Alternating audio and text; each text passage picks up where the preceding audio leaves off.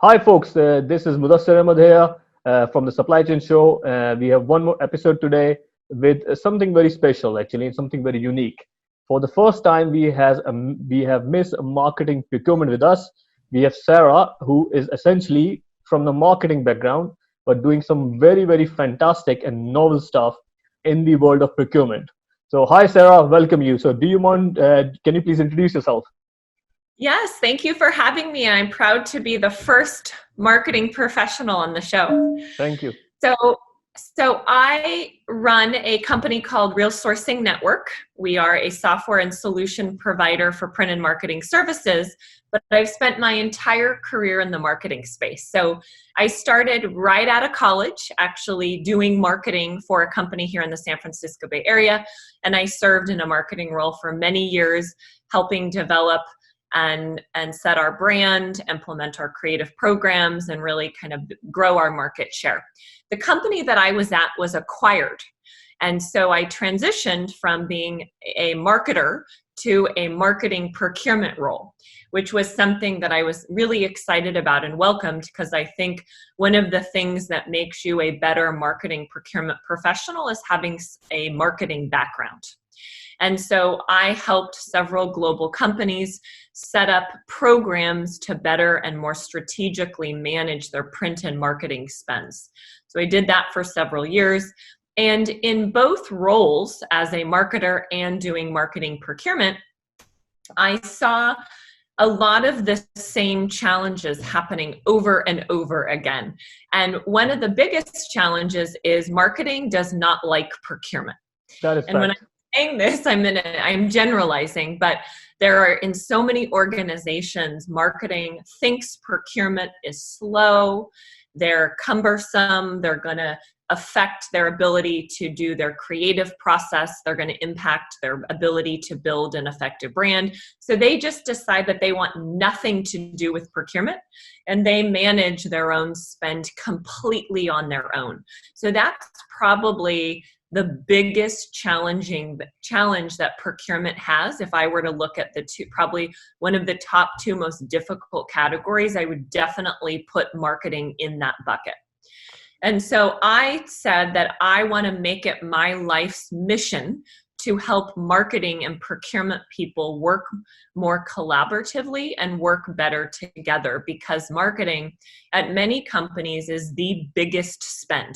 You have, companies that spend hundreds of millions or billions of dollars a year on marketing, and procurement can add tremendous value to marketing by helping them get the spend under control and freeing up more money and resources so marketing can actually do their job more effectively. No, perfect. So that leads to my first and basic question, right? What is marketing procurement? So just how you define that? So marketing procurement is buying goods and services that are creative related. And marketing is really broke out into 3 or 4 major buckets when you look at the spend. So you have your media and agency spend, which is typically the biggest bucket or the biggest part of your marketing spend. And then you have a digital piece, which sometimes ties into agency and media, and sometimes it can be broken out a little separately. And the digital piece has seen tremendous growth in the last few years. So by digital, I mean looking at your SEO, your online ads, your online campaigns, tracking and following what your customers are doing. Then you have the more tactical piece, which is the print piece. So the physical things that you are producing. For instance, if you're a retailer and you're rolling out a new product, you're going to have printed materials in the stores promoting or touting your new product. And then you've got your marketing services piece, and that's the things like translation, graphic design, editing, writing. And then you've got a freight and logistics piece. And a freight and logistics piece is really around, again, shipping products and materials to your different locations. And a lot of companies have teams that go out and attend trade shows to build their brand. And so when you're doing trade shows, there's a big piece around freight and logistics, getting all of your booths and materials to and from the different destinations. No, that's great. That's great. So, and the companies I work with, mostly, as you said, procurement guys don't like, marketing guys don't like us because we are very Yeah, yeah, always on cost focus. So I worked in a lot of supply chain companies. I worked in basically supply chain teams. I've been part of the procurement spend cost driver. So whenever we focus as a supply chain and procurement guys, we very much focus on direct spend and indirect spends, right? So direct spend is obvious. Indirect spend, your electrical bills, your facilities, and so on and so forth. Okay, so that's fine. But nobody actually touches marketing guys. And I've noticed. I mean, let me give you a number, right? If we have a direct spend of, let's call it half a, $200 million. I worked in the company with, but and then we had a very strict target. Oh, let's go and drive 10% cost reduction. Okay, big problem, but do it anyway.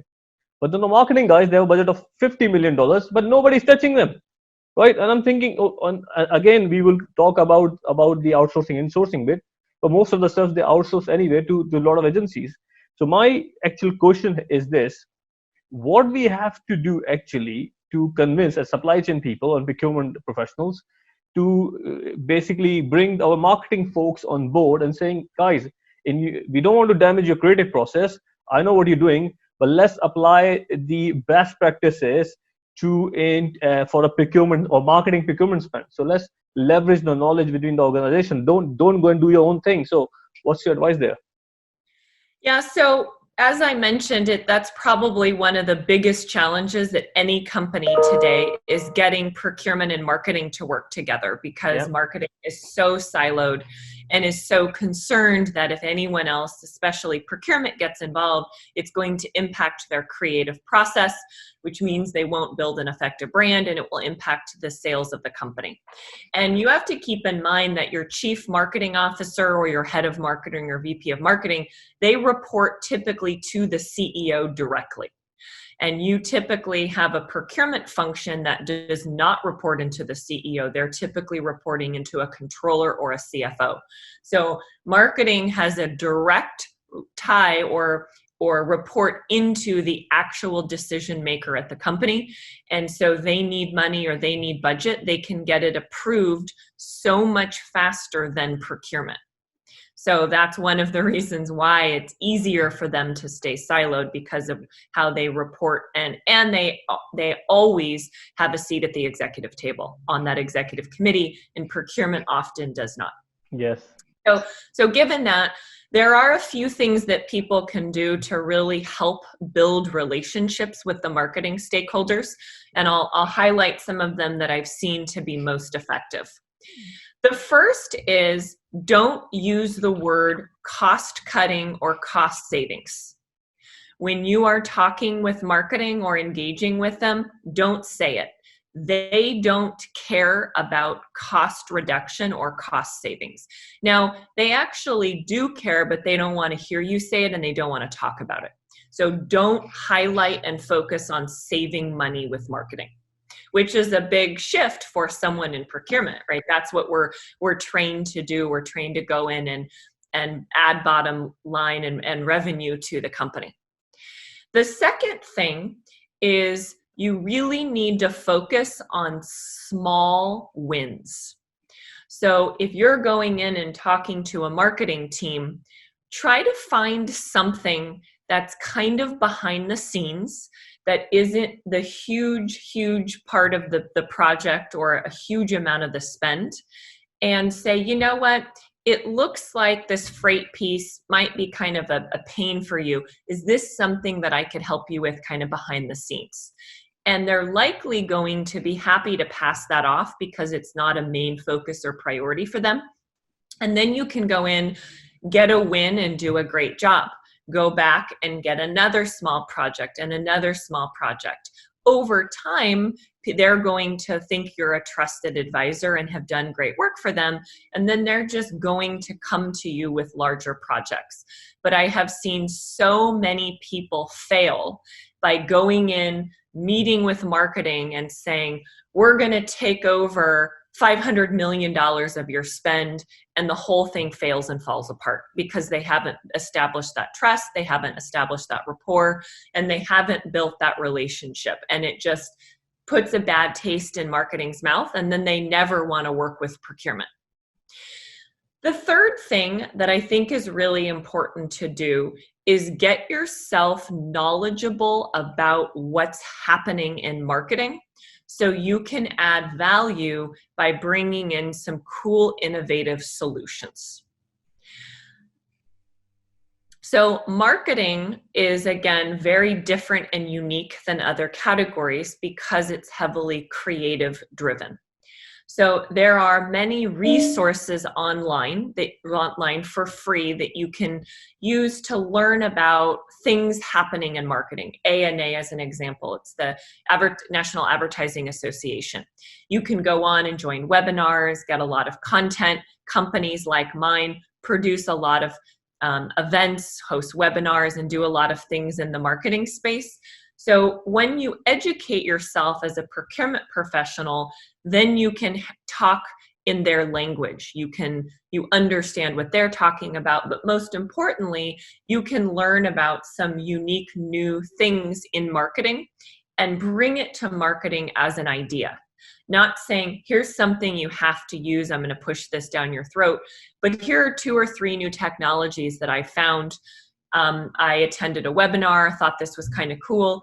And marketing is very open to new innovative things, right? That's what they do for a living. So if you can present them with some cool solutions that you find over time, it's likely that one of them is going to be something that they actually really are interested in, want to implement.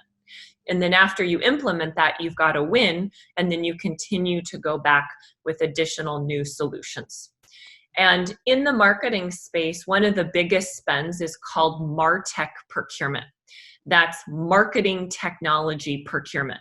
And if you look at budgets for marketing professionals, a lot of the growth is happening in that space. And that's a perfect opportunity for procurement to find new innovative technologies and go and present those to the marketing stakeholders.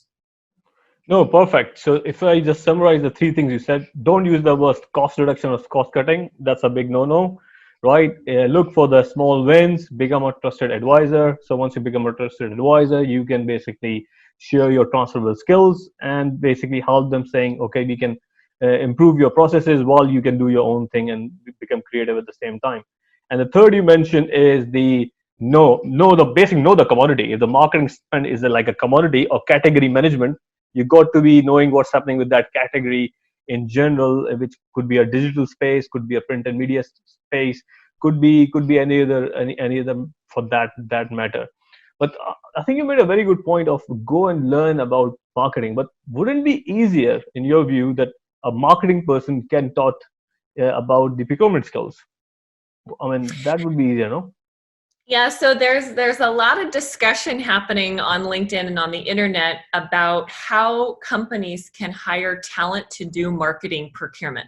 So I live in the San Francisco Bay Area, and before COVID hit, the 2 most frequent job postings that I saw in this area were IT procurement and marketing procurement.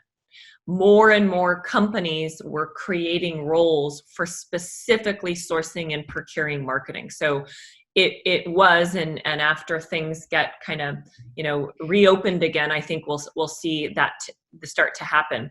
But marketing procurement is a newer role that I'm seeing more and more companies create and looking to hire talent. So then it becomes, who is the right person to hire to do marketing procurement?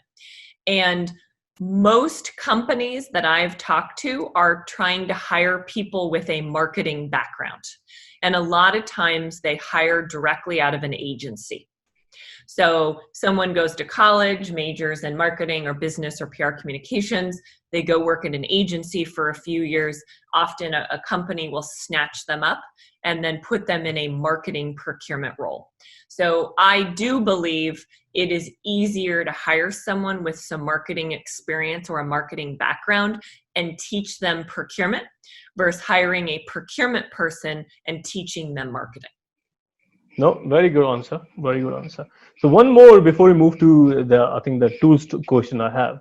So if you are focusing on marketing procurement as a spend, for example, now you got to that point, we have somebody like you, super knowledgeable. So when we talk about procurement as a process, identifying a supplier, evaluating the suppliers, identifying the deliverables, KPI, Yeah. what is the right strategic partner, and again you have one ABC analysis. You have a strategic partners and you want to have dual sourcing as well. So from that perspective, why you work with agencies is I've noticed that our marketing or product management folks, they always want to work with their agencies which they are comfortable with. And there's a lot of personal thing going on, going for coffee, lunches, I wish I'm allowed to do that with my suppliers, which I'm not. I mean, I cannot even accept a gift of $100, but our marketing folks, oh, they're going for 3 days trip because they're brainstorming, I mean, how they are allowed. The point I'm making, they're very close to their agencies and the partners they work with. So how you apply those practices of, let's call it, procurement, supplier management with the agencies they work with? Yeah, interesting question. So a friend of mine actually just started in a marketing procurement role in the last month, and we had a conversation this week. He set up just a meet and greet with me to pick my brain for 40 minutes about this particular subject. And he said, again, he's brand new to marketing procurement, so this is his first time in the role. And he said, it seems like marketing has these heavy, long-standing relationships. And because of that, they're not willing or open to consider anything else because it's such a relationship-driven category. And he said in other categories that he's run and managed, it's been much more metric driven and not relationship driven. And he goes, how do you manage this with marketing? So a couple suggestions. The first is you want to work with the marketing stakeholders to set up some KPIs, which are key performance indicators, that are going to work for them and for you as procurement. So sitting down and talking about, okay, we think it's important to measure the performance of your suppliers so we know that they're producing the outcomes that you want as a marketing professional. Together as a team, let's brainstorm some of the things that we can track and measure, and then putting a program in place to actually measure those things. Now, these are not going to probably be as detailed and buttoned up as some of the other categories, but you need to start somewhere. So putting something in place for KPIs is better than nothing. Yeah. So for example, I have a heavy background in the print and marketing services space.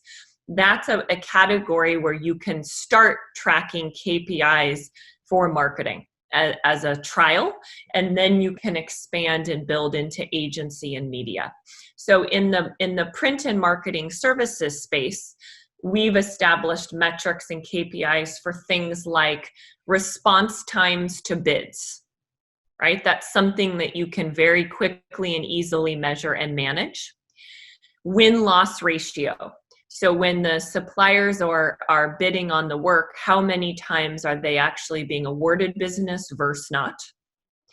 The third is the on-time shipments and deliveries.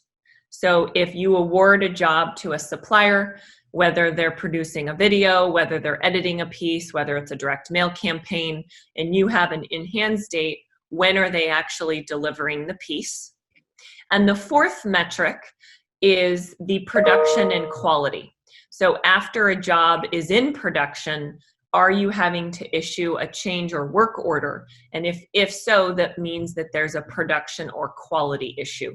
So those are four pretty simple, easy to measure metrics for the print and marketing services space that you can put in and start to measure, and then build on that amongst the other buckets in marketing. No, very good. Thank you very much. I think that's a very, very unique content, actually. I'm not sure it's available anywhere else. So thank you for your insights. Then I think most of the procurement function, they're very much tools driven, software driven, right? Because there's a lot of spend management tools available like Ariba and few others, available as well.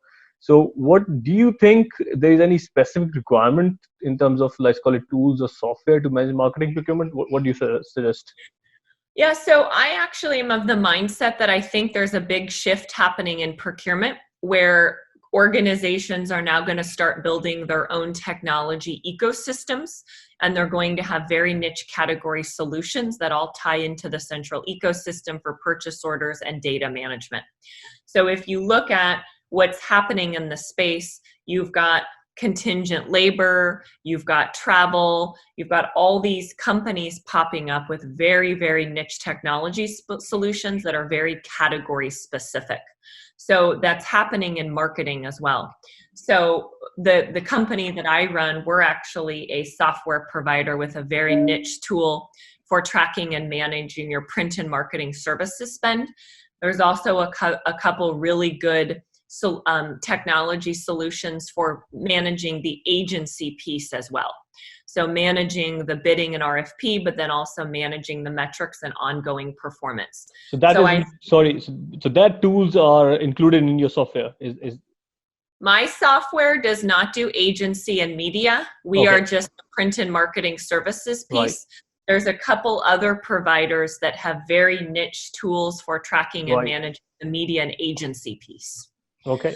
So I think tools are very, very instrumental and important for the marketing category, because I think they help the marketing stakeholders free up their time so they can focus on what they want to do and love to do, which is the creative piece, while still allowing procurement to have visibility and insight into the spend, into the KPIs, and making sure that marketing is being as efficient as possible.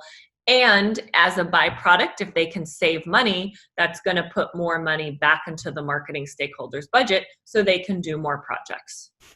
No, that's perfect. That's perfect. So in terms of business models, right? So some are B2B marketing, some are more e-commerce marketing, yep. Some are more, let's call it more proximity to the customer. Some have many players in between. So when it comes to marketing procurement, do you see different industries could have a different practices, or the general basically knowledge of the marketing procurement could apply in any industry really? Because I personally believe supply chain or procurement is a transferable skill. So I've worked from very much electrical business to the hydraulics to the aerospace, and now I'm working for automotive. It makes no difference. The product makes no difference to my skills actually. But can I say this about marketing procurement? So in general, I think yes, once you know how to market or do marketing procurement, you can really do it in any vertical in any company, because the philosophies and tactics are pretty much the same. You've got your different buckets and you're trying to grow the brand and generate revenue. So most of it is applicable across verticals, continents, categories. So I would agree with that statement. Okay. That's great. I think that's a fantastic interview. I have learned a lot. I generally want to, make sure I highlight the key takeaways from today's session. I think you have covered very well what is the definition of why we do marketing procurement, and what are the things which we need to engage our procurement guys. How to get the buying in and show them the benefit, work as a partner. What should be our the key KPIs for the marketing procurement. And finally, you have, as a marketing person, tell us, which I always believe, that marketing guys don't like us, which is again, we have a confirmation. And I think it's important to note that I think COVID is actually going to have some silver lining for procurement, especially in the marketing space. Yes. So many companies are significantly reducing their marketing headcount or eliminating their marketing departments altogether. But there's still some aspect of marketing that needs to be done, even with these reduced teams. So I think the executive leadership teams are going to say, hey, procurement, we've got all this marketing spend now. Can you please go take this over? Yep. So I think it's going to be driven from the top down, asking procurement to get involved, where historically they've been shunned from the category. No, perfect. Actually, that leads to one thing which I have in mind, and I wanted to ask, and that would be my last question. with the again COVID and the whole let's call it a new modern, as we call it, right? A new way of The working, new because norm. Yeah. the new normal, sorry, that's the word, new normal. That everybody's working from home for last 2 months, and a lot of functions, like I always believe as supply chain folks, we manage information. To manage material, we manage information. So we need to get really good. So I don't be very good in managing information. So it doesn't matter I'm sitting it here or in office. I'm doing essentially the same thing, right? And probably I'm working more sitting at home. The point is, you said that the focus of outsourcing will increase, right? I think that will happen, that people will say, okay, why I need to have the very expensive, let's call it a demand planner, sitting in my office, when actually I can go and hire somebody in a best cost country and exactly he or she can do the same thing. But this is not my question. My question is, if you look into the freelancing platforms, the freelancer.coms, your fiverr.coms, the WeWork, or not WeWork, the other one, Odesk, which was, I think they changed the name, Odesk people. So all those very famous freelancing platform, you can almost go and buy, except maybe print media, you can buy any other marketing skill, be it a SEO, be it a social media marketing, be it a blogger or a content writer or a copywriter or a voiceover or a video editor, you name it, and you find it. So my question is this, that why we go and actually work with the expensive agencies, and why our marketing guys become more used to using those freelancing platforms. Mm-hmm.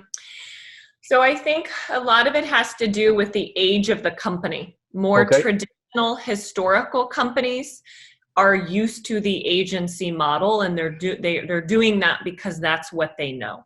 Okay. But I run a startup and what I would consider to be a young company. Many of my friends do as well. And they use a lot of these services for marketing, where they can go online, $500 a month, and they've got designers that can handle the different things that they need. So for me, the age of the company says a lot about how they're structuring that part of the spend.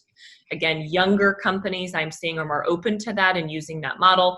A lot of the older, more historical brands are used to the agency model. I will say that I think it's really important to have someone internally managing the brand strategy and the consistency. One of the arguments that you'll hear is, if you outsource everything, how do you know it all flows and ties together? So I do think you need to have at least a person or a couple people internally managing that, but you can absolutely then outsource a lot of the different components, like content writing, video production. You don't need to be doing that, in my opinion, all in-house, and that doesn't all need to be run through an agency. So I think the agency model, again, you're going to get people arguing that by running it all through an agency, it's going to be more consistent and unified. But if you've got a central person internally managing that, I think the outsourcing contracting model is really going to start to pick up and become more popular. Very nice. I think you have clarified one of my, let's call it, biggest question I have regarding the market expense. So thank you very much for that. So Sarah, it's been very nice having you. I have learned a lot. I'm sure when I'll publish the episode, people will learn a lot as well. So thank you very much for joining. Thank you. And I love the image behind you. Do what you love. It's a nice message. So if you like this video, don't forget to like, share, subscribe, and leave your comments below.